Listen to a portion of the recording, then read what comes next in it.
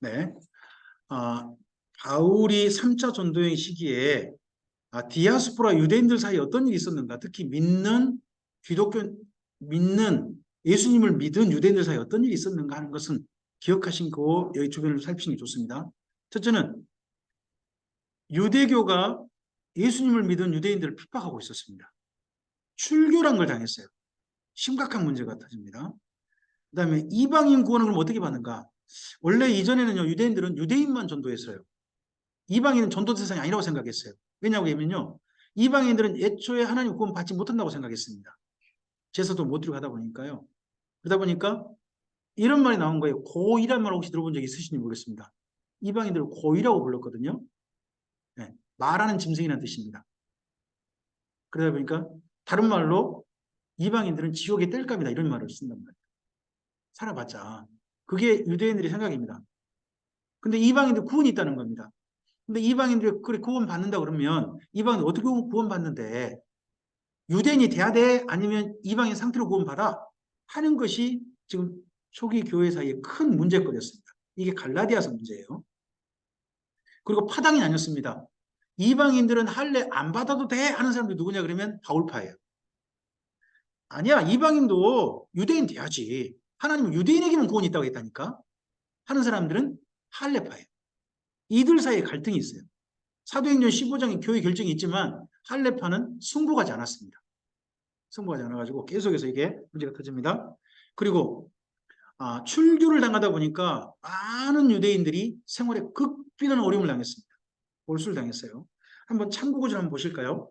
히브리서 10장을 좀 가보시기 바랍니다.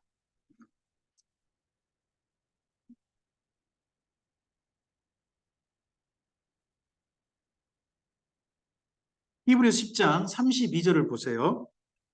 32절부터 34절까지 찾으셨으면 함께 읽어주세요. 전날에 너희가 빛을 받은 후에 고난의 큰 싸움을 견뎌낸 것을 생각하라. 혹은 비방과 환난으로서 사람에게 구경거리가 되고, 이건 뭘 당했냐 그러면 출교당한 겁니다. 그 다음요. 혹은 이런 형편에 있는 자들과 사귄 자 되었으니 다 출교당한 사람들이에요. 출교당한 사람들끼리만 만나는 거죠. 그 다음요. 너희가 갇힌 자를 동정하고 너희 소유를 빼앗기는 것도 기쁘게 당한 것은 더 낫고 영구한 소유가 있는 줄 아니라. 그렇게 출교당한 유대인들을요, 유대교 유대인들이 가만두지 않아요. 고소해가지고 로마 법정에서 불이익을 주거나 아니면 또 하나 한 게 뭐예요? 재산을 몰수해 버리는 거예요. 그러면 많은 믿는 유대인들, 우리 경제적 형편이 어떠한가라는 거예요. 극심한 가난 속에 있는 거예요. 근데 그런 사람이 있는가 하면 비교적 유대교가 참 어떤 사람 건들지 못하는 사람도 있겠죠. 그러다 보니까 기독교인 유대인 사이에 부의 계층이 너무 양극화된 거예요. 근데 이 부자들이요, 자기가 가난한 사람들과 함께 있으면 자기 재산을 어떻게 해야 되겠어요? 구제한데 내놔야 될 거 아니에요. 그게 예루살렘 교회 모범이잖아요. 또 바울이 그렇게 또 가르치잖아요. 그러니까 자기 재산 내놓기 싫어요. 방법이 뭘까요? 그 교회에 있지 않는 거예요. 딴 데 가서 장사하고 와버려요. 와가지고 한 번쯤 와가지고 뭐하냐? 나 이번 장사 잘했어. 돈 많이 벌었어. 또 장사하러 가고. 사람들 쓰지 않고. 이런 일들이 있어서 그게 문제 다루는 게 야고보서예요. 자, 이런 방금 이야기를 기억하시고 야고보서 마태복음을 보시면 유대교 핍박 때문에 쓰고 있는 내용이 야고보서 1장이에요. 거기 보면 1장에 너희가 시련을 당한다. 그 시련이 마귀로 도는 거다. 하지만 잘 참자. 하나님은 그런 가운데 결코 유혹하지 않으신다. 이런 이야기가 1장에 있어요. 시련을 잘 참자 하는 내용이. 그리고 마태복음 12장, 16장, 23장에도 유대교 핍박에 대한 내용과 관련된 예수님 말씀이 있습니다. 그 다음에 이방인 구원 문제. 이방인도 어떻게 구원받는데 믿음으로 받으면 되지 하는 문제가 야고보서 2장이에요, 사실은요. 근데 믿음으로 받는다 그러니까 자칫 믿음의 일부만 생각하는 거예요. 자, 이방인이 하나님 안에서 하나님의 사람이 되는 거 있잖아요. 되는 데까지는 자기들이 뭔가 할 일이 있을까요? 아니면 하나님이 다 하신 걸까요? 쉽게 우리가 하나님의 사람이 되는 데는 예수님으로 말미암아 맨 처음 구원의 시작은 하나님이 다 하신 거예요? 우리가 한 거 있어요? 하나님이 다 하신 거라니까요. 구원은 하나님의 선물이에요. 거기까지는. 그 다음에 뭐가 필요하죠? 성화가 필요하잖아요. 성화의 삶으로 나가야 될 거 아니에요. 근데 유대인들은 성화의 삶도 필요 없다고 생각해 버리게 된 거예요. 바울 이야기 오해해가지고. 그게 야고보서 2장이에요. 야고보서 2장 이야기. 그리고 마태복음 1장, 7장, 28장도 바로 이런 구원에 관한 문제 때문에 쓰고 있는 거죠. 그리고 파당 문제. 파당 문제가요. 야고보서가 전체 5장까지 있잖아요. 파당 문제가요. 무려 3장, 4장, 2장이나 할애를 해요. 제발 그만 싸우라. 그러면 야고보서를 보낸 이유가 뭐예요? 다른 거 주변 거 좀 이야기하면서 실제 가장 중요한 이유는 뭐예요? 그만 싸우십시오 제발. 한 얘기 쓰고 있다는 거 아닙니까? 이제 내용을 그전에 그렇게 안 읽어보셨을지 모르겠습니다만 이제 이렇게 한 번쯤은 안내를 하고 나서 이제 보시면 이런 식의 내용이네 하고 또 보여요. 이게 참 사람이 그래서 앞에서 누군가가 뭐가 보게 해주는 게 또 중요한 건 있는 것 같아요. 근데 마태복음 5장이라든지 19장에서 20장 이런 데도 파당 문제와 관련돼요. 그리고요, 생활 양극화 문제 말씀드렸죠. 마태복음에도 그런 문제가 등장하고요. 출교와 그 이후 문제, 그 문제가 야고보서 5장이라든지 마태복음 19장에 나옵니다. 자, 야고보서 이런 내용이 나와요. 너희 중에 병든 자가 있느냐? 그는 장로들을 불러서 기도할 것이다. 그러면 하나님께서 너희 기도를 들으실 것이다. 근데 장로는 어떻게 하라? 기름을 바르며 기도하라. 옛날 엘리야가 우리가 똑같은 성령을 가졌지만 하나님 응답하신 것처럼 우리가 병나리를 기도할 때 하나님께서 들으실 것이다. 그리고 혹여 죄 지은 게 있다면 서로 죄를 고백하면서 기도하는 내용이 있어요. 거기에서 병에 걸렸는데 기름을 바르며 기도하래요. 무슨 병 걸린 거예요? 기름 바른다 그러니까 다 많은 분들이 예전에 저처럼 이해를 한 거예요. 성령을 바르자.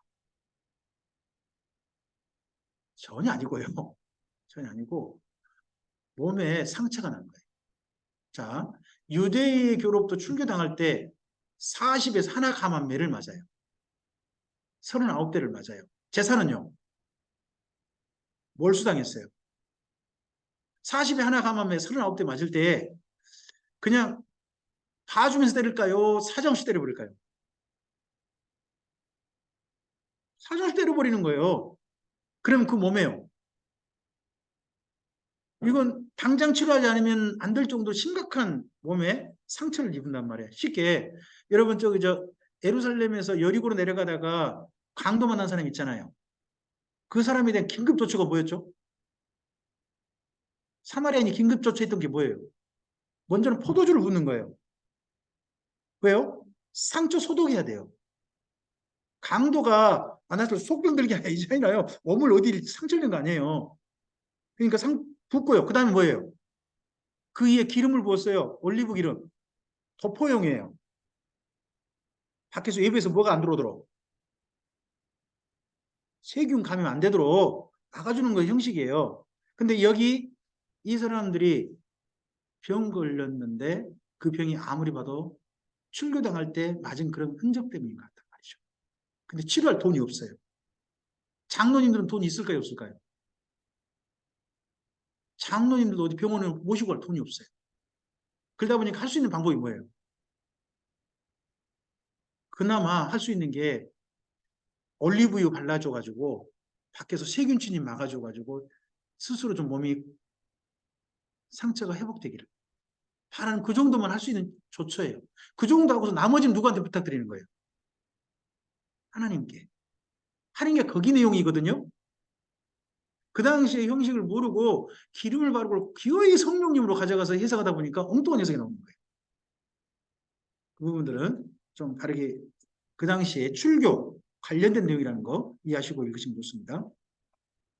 야고보서는 그래서 그만 싸우라는 거예요. 쉽게 말하면. 우린 참 믿음 하잖아요. 참 믿음이지만 참된 믿음인데 이야기하지만 자, 첫 번째 읽어주세요. 파란색이요. 예수님이 위로하고 예, 지금 뭐 사이 있다고요? 고난과 또 하나 뭐예요? 무슨 갈등이에요? 할례파와 바울파. 그 갈등 사이에 있는 이들에게 그만 싸우라는 거예요. 자, 이때도 읽어줘 보세요. 야고보가 예수님의 첫 열매로서 참된 믿음의 삶을 살자고 쓴 편지입니다. 참된 믿음은 그만 싸우자는 거죠. 자, 우리 한번 야고보서 살짝 가볼까요? 야고보서 1장에 있는 내용은 시련에 대한 내용이고요. 2장에 있는 내용은요. 예, 행함이 있는 믿음을 이야기하죠. 근데 행함이 있는 믿음이란 뭐냐 그러면요. 거기 읽어보면 가난한 자들을 돌보는 거예요. 가난한 자 돌보는 거. 그게 행함이 있는 믿음입니다. 그리고 행함이 없는 믿음은 죽은 거라 그러죠. 거기 죽은 거란 말은 원래 원어는 뭐냐 그러면 시체란 뜻입니다. 자, 시체는 사람입니까? 사람이 아닙니까? 시체는 사람이에요? 사람이 아니에요? 사람이 아닙니다. 그건 죽음이라고 따로 부르는 말이 있고 시체는 말 따로 있어요. 생명이 있는 존재. 근데 모양은 똑같아요. 하지만 생명이 떠나버리면요. 그건 시체인 거예요. 그러면 믿음이라는 것이 예수를 믿는다 그러면서 예수님의 생명, 즉 삶으로 나타나지 않으면요. 그건 시체에 불과하다는 거예요. 그건 믿음 아니라는 거예요. 그런 내용이 2장에 있는 겁니다. 그리고 3장부터요. 3장부터 4장에 첫 번째 얘기 봐보세요. 3장 1절에 내 형제들아 너희는 형생된 너희 우리가 더 큰 심판 받을 줄 알고 선생을 많이 되지 말라고 그러죠. 그러면 여기 3장 4장은 누구 사이의 문제예요? 선생들 사이의 문제예요. 그 다음 초대교회 선생들이 누굴까요? 나 좀 가르친다 하는 사람들 누굴까요? 바울파하고 할례파들이죠. 그들이 서로 나 좀 가르친다는 사람들이에요. 그 사람들 사이에 서로 싸우는 거예요. 뭘 갖고 싸워요, 서로? 말. 가르침을 갖고 싸워요. 어떤 사람들 가르침 갖고요. 진짜 어떤 사람들을 못된 사람 만들어버리는 사람들이 있죠. 가르치면서 어떤 사람을 세상에 못된 사람 만드는 사람이 누구예요? 이런 사람이 있어요. 목사라고. 여러분 아실지 모르겠습니다만 어떤 목회자는 어떤 사람을 갖다가 세상에 나쁜 놈으로 만들 수 있어요. 말로. 더더구나 누구 앞에서? 하나님 앞에서. 그럴 수 있다는 거예요. 근데 여기들 이 둘 사이는요. 지금요. 바울은 저쪽 할례파 보고 뭐라 그러죠? 갈라디아서 생각해 보시면 이래요. 저주받을지어다. 그렇게 말하는 거예요. 할례파는 바울 보고 뭐라 그래요? 저 가짜 사도, 자칭 사도. 서로 이러고 있는 거예요. 서로. 그러다 보니까 4장 가보세요. 4장 1절, 2절, 3절 읽어줘 보세요. 너희 중에 싸움이 어디서도 다툼이 어디서부터 나느냐? 너희 지체 중에서 싸우는 정욕으로부터 나는 것이 아니냐? 너희가 욕심을 내어도 얻지 못하여 살인하며 시기하여도 능히 취하지 못함으로 다투고 싸우는도다. 너희가 얻지 못하면 구하지 아니하기 때문이고 구하여도 받지 못하면 정욕으로 쓰려고. 지금 여기 할례파하고 바울파 사이에 서로 뭐 하며 싸워요? 아무리 봐도 기도하면서 싸우세요. 하나님 저들을 물리쳐 주시옵소서. 저쪽에서는요. 하나님 저들을 물리쳐 주시옵소서 기도하며 싸우시는 거죠. 혹시 교회 내에 이런 싸움 보신 적 있으신가요? 이쪽 팀도 기도하고 금식하시며 싸우시고 저쪽 팀도 기도하고 금식하고 싸우시는데 서로 누가 잘못했다고 이야기하시죠? 누가 지금 귀신에 들리는 사람들이에요? 이렇게 하진 않죠? 서로 좀 그런 거 있잖아요. 지금 그렇게 해서 싸운다는 거예요. 그런 문제 때문에 심지어 무슨 사건도 났느냐? 2절 보시면 살인하며 시기하여 능히 취하지 못하는 이런 표현이 있죠. 그러면 이 다툼 때문에 어떤 사건이 난 것 같아요? 몇 사람 죽었나 봐요. 그러다 보니까 바울과 관련된 분들이 몇 사람이 죽임을 당하기 때문에 할례파를 향하여 더더구나 저 저주받을 것들 이렇게 하시는 줄 몰라요. 격앙돼가지고. 제발 그만 좀 싸워라 하고 두 마음을 품은 자들아 제발 마음을 성결하게 하라 그러잖아요. 이것도 좀 유대인 사이에 재밌는 표현이에요.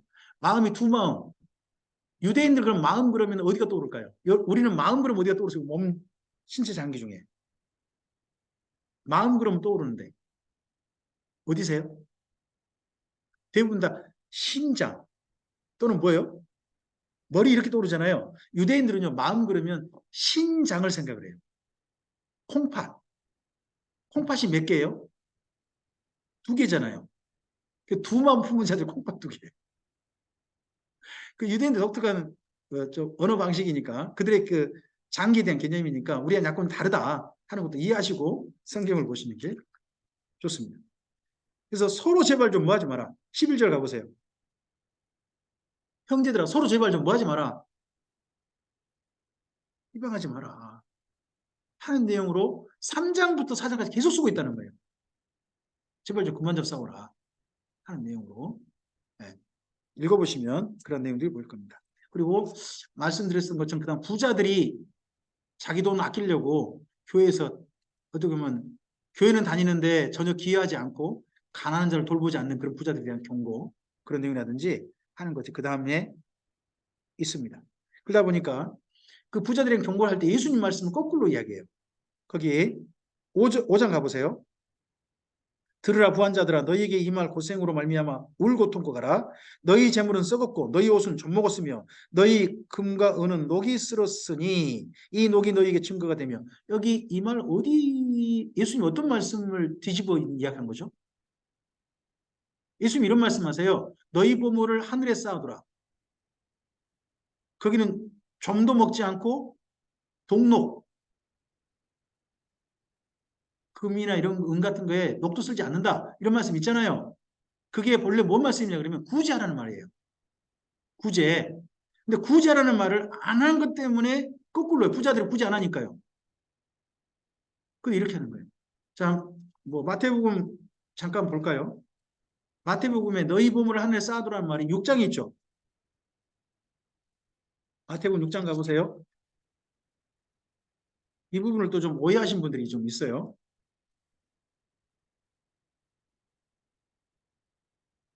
마태복음 6장 20절 보시면 너희를 위하여 보물을 땅에 쌓아두지 마라. 하늘에 쌓아두라 그러잖아요.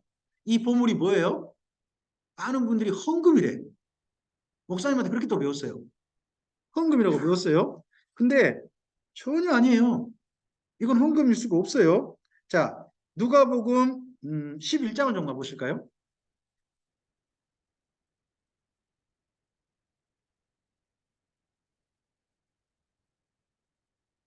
누가복음 11장 네 거기 30 잠깐만요. 너희 부모를 하늘에 쌓아두라 12장인가요?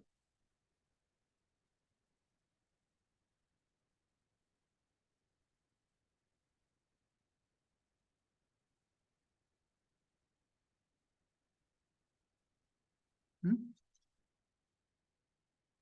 어이, 갑자기 본문이 어디 안 보이는데요? 혹시 여러분도 보이신 데 없으세요? 34절인가요? 아, 눈 말고요. 보물을 하늘에 쌓아두라는 표현이요.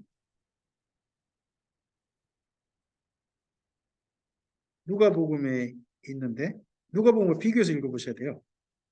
여기 안 그러면 조금 좀 헷갈릴 수 있습니다. 제가 죄송합니다만 조금 있다가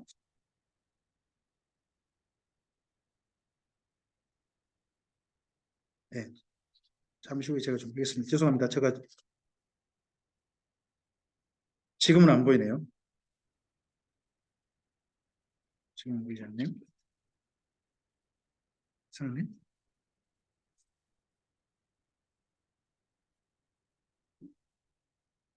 네.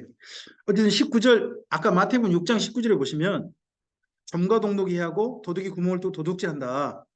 그래서 이 점과 동록이 한다고 있지 않습니까? 그 표현을 거꾸로 뒤집어 가지고 야고보서에서는 이야기하고 있습니다. 근데 이 이야기가 하늘에 보물 쌓아두라는 이야기는 헌금이 아니고 뭐라고요? 말씀드렸어요. 구제라고요. 구제입니다. 이 부분은 제가 좀 더 좀 찾아서 좀 누가복음을 가지고 정확히 좀 말씀 좀 드리겠습니다. 지금은 죄송합니다. 좀 그다음 좀 가보겠습니다. 야고보서를 앞으로 좀 보실까요? 야고보는 지금 어떤 상황입니까? 유대교가 핍박하고 있는 상황입니다. 그리고요, 유대인들이 삶이 너무 힘겹고 하다 보니까 교리에 대한 오해가 자꾸 들어옵니다. 우리도요, 우리 형편 따라서 하나님 말씀을 자꾸 내 형편을 가지고 왜곡할 수가 있습니다. 왜곡할 수가 있어요. 그 다음에 디아스포라, 믿는 유대인들인데 흩어져 사는 유대인들이 있잖아요. 그들이 갈등이 있습니다. 그리고 발신자는 예수님의 동생 야고보입니다. 자, 그 당시에 예루살렘 교회를 지도하고 있는 분은 베드로가 아닙니다. 이 당시에는 베드로가 아니라 예수님 동생 야고보입니다. 특히 사도행전 15장 이후로는 전부 다 야고보가 예루살렘 교회의 지도자다 하는 걸 기억하시고 읽으시기 좋습니다. 그래서 야고보서는 방금 우리가 보셨던 것처럼 이러한 내용으로 구성이 되어 있습니다. 마태복음입니다. 한번 첫째 읽으실까요? 예수님이 삶과 말씀의 모범으로 믿는 유대인들에게 바른 길을 가르치신 편지입니다. 자, 복음서에 네 권의 특징이 있어요. 유대인이 유대인에게 전한 예수님 이야기는요, 마태복음이에요. 자, 그다음 두 번째, 유대인이 이방인에게 전한 예수님 이야기는 뭐죠? 유대인이 이제 이방인에게 전한 예수님 이야기, 그게 마가복음이에요. 마가복음이에요. 이제 이방인에게 전한 예수님 이야기는요, 누가복음이에요. 누가복음이에요. 이제는 아예 그 차원을 넘어서요. 교회가 세상에게 전한 예수님 이야기는요, 요한복음이 돼요. 복음서가 약간 네 권이 전하는 대상, 전하는 주체가 살짝은 달라요. 그런 걸 이해하시고 읽으시는 게 좋겠죠. 앞을 보시고요. 이태 또 읽어주세요. 가버나움의 세리였던 예수님의 제자 마태. 본래 히브리식 이름은 뭐라고요? 레이입니다. 그래서 유대인들은 두 가지 이름 가지고 있다고 생각하시면 돼요. 히브리식 이름하고 헬라식 이름이에요. 그럼 바울 있죠? 바울의 히브리식 이름은 뭐죠? 사울입니다. 헬라식 이름은요? 그게 바울이에요. 그런 것처럼 여기 마태 사도는요, 본래 히브리식 이름은요, 레이고요. 그리고 이게 헬라식 이름은요, 마태가 됩니다. 마가복음 있죠? 마가복음. 마가의 본래 히브리 이름은요, 요한입니다. 요한. 그가 헬라식 이름은요, 마가. 이게 헬라식 이름입니다. 마태복음 읽을 때 한 가지 기억하실 것은 유대인들이 읽기에 익숙한 성경이라는 겁니다. 우리에겐 익숙한 성경이 사실 아닌 겁니다. 첫째, 유대인들은 뭘 좋아해요? 토론입니다. 구약 성경의 토론이 대표적으로 나타나는 성경이 욥기입니다. 자, 토론의 가장 중요한 출발은 뭐예요? 토론의 출발. 그건 질문입니다. 그래서 마태복음 읽으실 때 꼭 밑줄 그시할 게 뭐냐? 밑줄 그시할 게 질문입니다. 질문이 나오면 밑줄을 긋습니다. 질문이 나오면 누가 한 질문이든 간에 밑줄 긋고 그 다음을 쭉 살펴보시면 그 질문을 바탕으로 출발해가지고 본문이 이어진 게 보입니다. 그게 마태복음 특징입니다. 그 다음에 두 번째, 키아즘입니다. 키아즘은 비교 대조입니다. 유대인들은 두 개를 비교 대조하는 걸 굉장히 좋아합니다. 이게 뭐냐 그러면 잠언입니다. 잠언에 보시면 게으른 자는 이러고 부지런한 자는 이러고 두 개 비교 대조하는 거 있죠. 또 효자들은 이런 사람이고 불효자는 또 이러한다. 이렇게 비교 대조하잖아요. 그것이 유대인들이 독특하게 모든 것을 글 읽기 쉽게 읽는 방법입니다. 이게 사실 우리나라 사람들도 이런 걸 되게 좋아합니다. 그래서 우리나라 사람들한테 잘 먹히는 논리가 흑백 논리라는 거죠. 우리나라 사람들에게도. 그래서 우리나라 사람이 상당히 유대인 비슷한 그런 성향이 좀 있어요. 네. 그 다음에 세 번째, 유대인들은 뭘 중시한다고요? 족보 중시하죠. 야, 이거 따지고 진짜 더더욱으로 우리나라 사람 같네요. 그죠? 네. 혹시 여기서 김혜김 씨 계십니까? 제가 왜 물어보겠습니까? 제가 김혜김 씨라. 그죠? 그러면 이제 그 다음 김혜김 씨 확인했어요. 그럼 그 다음은 뭘 물어볼까요? 파가 어느 파신가요? 저는 삼현파거든요. 삼현파 있으시면요. 우와, 삼현파세요. 몇 대 손이세요? 꼭 족보 따지 가잖아요. 우리나라 분들이. 근데 여기 유대인들도 족보 따집니다. 왜 그렇습니까? 유대인들은요, 한때 파별은 포로로 다 잡혀갔습니다. 가가지고 이방인들과 섞이고 족보가 난리가 났어요. 그러다 보니까 제대로 민족을 정체성을 유지하고 돌아온 사람들 있지 않습니까? 그 사람들 이야기가 역대상 1장에 보면 역대상의 첫머리에 족보에 쭉 나옵니다. 그 이야기 왜 중요하느냐? 그들이 굉장히 중요합니다. 그러한 바벨론 포로 중에서 자기 민족의 정체성을 지킨 사람들입니다. 섞이지 않고 그 사람들 이야기입니다. 그래서 그 다음에 당연히 메시아도 뭐예요? 그러한 유대인들 족보를 따라 올 거라고 그들은 믿습니다. 그러다 보니까 족보는 굉장히 그들에게 중요한 내용입니다. 그 다음에 그들의 유대인들의 중요한 이름은 뭘까요? 다윗입니다. 자, 그래서 사실 우리 성경에 번역을 본래 본문과는 다르게 번역한 게 있습니다. 마태복음 1장을 좀 보시겠습니까?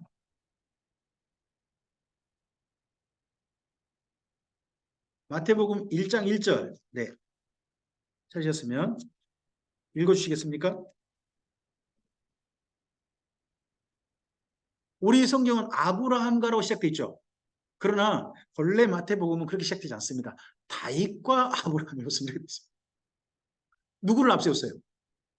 다윗을 앞세웠습니다. 왜 그렇습니까? 지금 바벨론 포로 귀환 자들 그 이후에 예수님 당시에 다윗의 후손 메시아로 오기를 대망하고 있습니다. 그래서 그들에게 중요한 이름은 뭐예요? 다윗입니다. 다윗이 굉장히 중요하다 보니까 다윗을 그렇게 앞장세우는 겁니다. 그리고 당연히 구약 성경 말씀대로 메시아는 오셔야 되죠. 예언된 대로 나타나야 되지 않습니까? 그러다 보니까 이러이러한 말씀이 이루어졌다. 이러이러한 말씀이 이루어졌다는 그런 표현이 있죠. 그런 표현이 복음서 중에 제일 많습니다. 어디가? 마태복음이. 유대인들이 그걸 확인하고 싶어해요. 그리고요. 비교합니다. 마태복음의 비교는 이 이후에 굉장히 중요한 내용이니까 꼭 기억하시기 바랍니다. 유대인들 사이에 꼭 나와요. 그게 예수님과 유대교를 비교합니다. 예수님과 유대교를 비교한 두 성경이 있어요. 신약 성경에. 하나는 마태복음이고요. 또 하나는 히브리서입니다. 히브리서입니다. 이 두 성경은 굉장히 유대인들에게 비중요한 거예요. 자기들이 예수님을 머물 거냐 떠날 거냐는 부분에 있어서. 그리고 여기는 교정을 합니다. 지금 예수님 믿는 데서 멈춰서는 안 된다. 이제 믿는 사람답게 살아야 한다는 거예요. 살아야 한다. 우리 대표적인 나온 말씀 있죠. 나더러 주여 주여 하는 자마다 다 천국에 들어갈 것이 아니요 아버지의 뜻대로 행하는 자라야 들어간다는 말씀 있죠. 거기에 말씀을 잘 읽으셔야 돼요. 그 마태복음 7장에 있는데요. 나더러 주여 주여 하는 자마다 다 천국에 들어가지 않는다 그러죠. 거기 다란 말을 꼭 기억하셔야 돼요. 그러면 천국에 들어가기 위해서 첫 번째 선제 조건이 뭐예요? 예수님을 주님으로 인정하는 자예요. 그죠? 인정하고서 그 다음 뭐가 따라와야 돼요? 아버지 뜻대로 행하는 게 따라오는 거예요. 말씀을 어떤 분들은 그래가지고 잘못해가지고요. 뒷부분만 강조해. 아버지 뜻대로 행한 자라요. 아니요. 먼저요. 예수님을 주님으로 인정한 게 먼저라니까요. 예수님 주님을 받아들이셔야 돼요. 예수님만 새로운 사람이 되셔야죠. 그러고 난 다음에 그런 사람으로 주님이라는 새로운 사람 있는 사람 있잖아요. 그러니까 두 개가 함께 돼야 돼요. 그게 믿음의 전체 내용이에요. 그렇지 한쪽만 강조하시면 안 됩니다. 거기 말씀에. 그래서 교정이에요. 교정. 그래서 말씀드렸습니다. 제가 전에 이렇게 말씀드렸는데 바울 서신은요 주로 예수님 안에 시작을 많이 합니다. 믿음의 시작, 구원의 시작 이 부분에 강조 좀 둡니다. 왜 그렇습니까? 바울은 지금 누구랑 싸웁니까? 할례파랑. 이방인이 어떻게 구원받느냐 시작의 부분을 가지고 다투고 있거든요. 근데 시작 부분에 강조점이 있을 수밖에 없어요. 그 다음에 당연히 거룩한 삶으로 실천된 이야기하죠. 근데요 마태복음이나 야고보서는요 시작을 이야기하지 않아요. 이미 예수님 안에 있는 사람들이에요. 이미 예수님 안에 있는 사람들은 시작을 보게 한 게 아니라 현재를 보게 해야 되겠죠. 그 다음에 어디를 보게 해야 돼요? 심판 때. 그래서 마태복음하고 야고보서는요. 지금 현재 내가 잘 믿고 있는지 그걸 따지고요. 이제 어디 앞에 설 걸 생각해라. 심판대 앞에 설 걸 생각하라는 쪽으로 말씀이 전해져요. 그러니까 지금 보고 있는 초점이 다르다는 걸 생각하시면 돼요. 바울 서신은 주로 어디를 많이 보고 있다고요? 구원의 시작. 시작 부분을 많이 보고 있고 실천편까지 보고 있는 거예요. 그렇지만 이미 믿고 있는 사람들을 대상으로 하다 보니까 야고보서라든지 마태복음은 어디로 수업 출발한다고요? 내가 어떻게 믿었냐를 따지지 않아요. 뭐부터? 현재 잘 믿고 있느냐? 이걸 따지고요. 어디를 바라보게 해요? 심판. 거기를 바라보게 한다 하는 것들의 중요한 관점이라는 걸 이해하시고 읽으시는 거예요. 그 다음에 이단을 보고 뭐라고 해요? 화 있을진저라고 해요. 이단을 향하여. 이 이단이 누구예요? 바리새인들이에요. 바리새인들 누구죠? 유대교예요. 마태복음은요, 유대교를 향해서 뭐라고 선포해버려요? 이단이야 저것들. 선포하는 거예요. 유대교로 지금 출계당한 사람들이잖아요. 근데 그들이 그렇게 내가 예수님만 있는 게 올바른 것임을 분명하게 이야기하는 거죠. 그 다음에 경고합니다. 정죄하는 것에 대해서 경고하고요. 실족시키는 것에 대해서 경고합니다. 생각해 보세요. 그 당시에 누가 여기 지금 마태복음 쓰일 당시 야고보서가 쓰일 당시에 누구를 향해서 서로 정죄했을까요? 누가 누구를 향해서? 저 나쁜 놈하고 누가 정죄했을까요? 믿는 사람들끼리. 바울파가 할레파를 향해서 할레파가 바울파를 서로 막 정죄했을 거 아니에요. 정죄 그만해라. 또 서로 간에 실족하게 하면 큰 지옥 갈 일이다. 그죠? 작은 자나 실족하게 하면 연자맷돌을 메고 바다에 빠뜨린 게 낫다. 내 눈이 범죄하게 하거든. 눈 빼고 지옥 갈 게 아니라 천국 갈 게 낫다. 이렇게 이야기하지 않습니까? 그만큼 서로 실족하게 하지 마라. 한 이야기가 유대인 갈등에 관련된 문제입니다. 그 다음에 나중된 자 인정하죠. 나중된 자가 먼저 된 자보다 더 먼저 될 것이다. 처음인 자보다. 나중된 자가 누굴까요? 그 당시 예수 믿었던 분들 중에 나중에 출발한 후발주자. 그분이 바울입니다. 바울은 나중에 출발했잖아요. 하지만 지금 누구의 사역이 한참 뜨고 있어요? 바울의 사역이 뜨고 있거든요. 그럼 교회가 먼저 지금 출발했던 분들이 누구를 인정해 주셔야 돼요? 바울을 인정해 주셔야 되죠. 그래야 그 다음 사역이 서로 함께 서로 조화를 이루고 더 아름다운 사역이 나가게 될 거 아니겠습니까? 그 다음에 사명은요. 유대인들은 누구한테 복음을 전해야 된다? 유대인만 제발 복음 전하지 말고 누구에게로? 모든 민족에게 하는 내용이 있습니다. 보셨던 것처럼 이렇습니다. 질문이 마태복음 이 6가지 질문은 꼭 기억해 보시기 바랍니다. 첫 번째 질문 읽으실까요? 누가 한 질문입니까? 동방 박사들. 그죠? 그 다음에 두 번째요. 누굽니까? 세리온의 제자들. 예수님이 찾아와서 했죠. 그 다음에 세 번째요. 가이사랴 빌립보에서 예수님이 하신 질문이죠. 그 다음에 네 번째요. 예수님께서 예루살렘 성전에서 가르치고 계셨을 때 그때 예루살렘의 종교 지도자로 와서 했던 질문입니다. 다섯 번째요. 이 질문은요. 당시 대제사장이 예수님께 했던 질문입니다. 그 다음에 여섯 번째요. 총독 빌라도가 예수님께 했던 질문입니다. 다 어떤 질문들입니까? 예수님의 정체성, 예수님이 누구시냐 하는 관련된 질문으로 여기 마태복음이 구성되어 있습니다. 그래서 마태복음은 크게 유대인식으로 구성하는데 공생이 시작하고 공생을 마무리합니다. 근데요. 3대 사역 1차, 3대 사역 2차입니다. 예수님의 3대 사역은 뭘까요? 예수님의 3대 사역. 첫째, 가르치십니다. 두 번째, 복음을 전파하십니다. 세 번째요. 병든 자를 고치시거나 약한 자를 돌보시는 겁니다. 이게 3대 사역입니다. 3대 사역이 두 번 강조됩니다. 자, 마태복음 4장 23절 한번 보시겠습니까? 예수님의 사역을 이제 세례 받으시고 난 다음에 그리고 마귀에게 시험 받으시고서 사역을 출발하면서 했던 대표적인 말씀입니다. 마태복음 4장 23절 말씀. 찾으셨으면 읽어주실까요?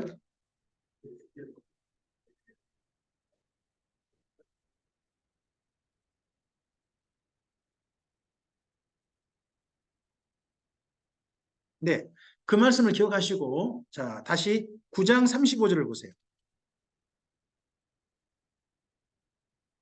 9장 35절 말씀 네, 읽어주실까요?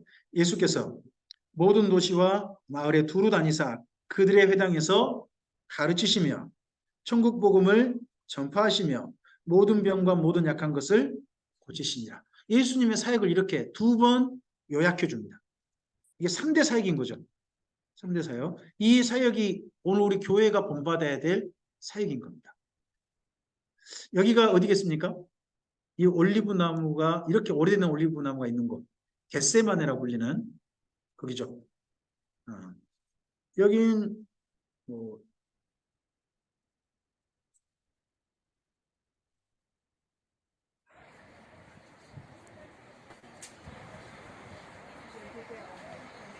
이 나무들이 2000년 됐다.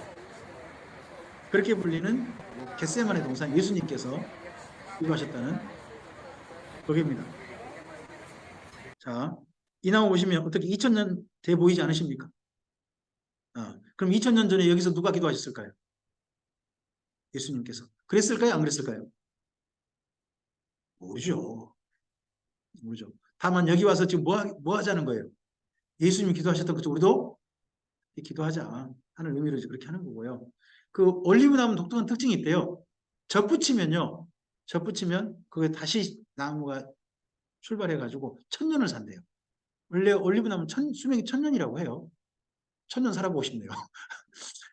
그러니까 이 나무가 되게 중간에 뭐 한 거예요? 젖붙이고 해서 좀 이렇게 왔다는 거죠. 2000년 전에 여기 있었느냐? 몰라요. 모르고 그 위에 비잔틴 제국 때 여기 새로 심을 수도 있고 하는 됩니다. 네. 다만 여기가 예수님이 기도하시던 곳이다 하는 됩니다. 우리는 기름은 짜지 말고 네. 맛있게 음식 먹으러 갑시다. 네. 오전 강좌 여기까지 마치겠습니다. 감사합니다.